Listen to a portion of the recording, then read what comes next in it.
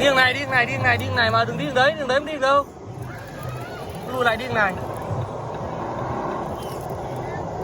Đi này, đi này, đi này, đi này. Đánh lái đi, đánh lái đi. Đi này cơ mà.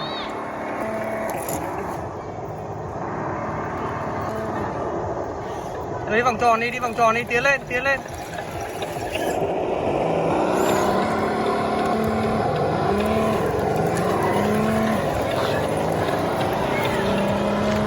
Đi theo đi, đi theo xe đi.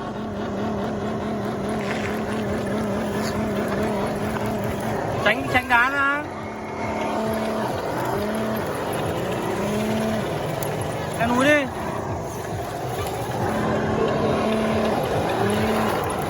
Tránh đá ra, có đi theo xe cơ mà.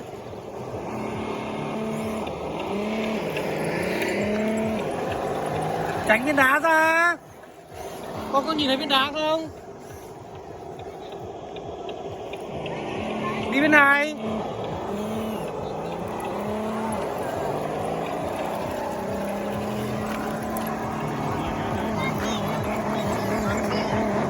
Xong rồi tí nữa cô cho đi.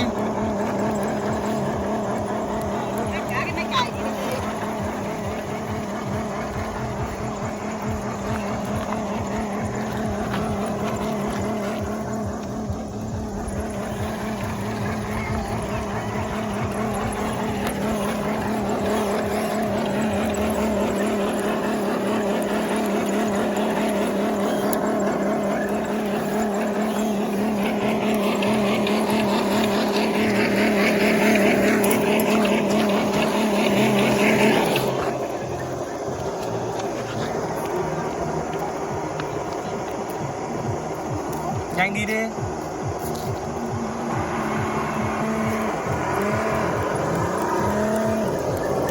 Đi tí mua cho tắt biển, có trò chơi. Tí đi vào FLC chơi.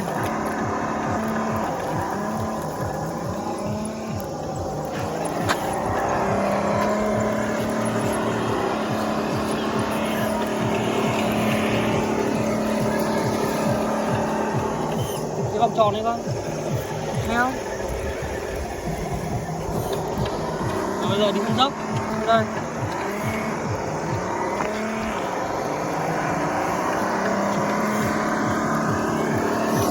Từ ra.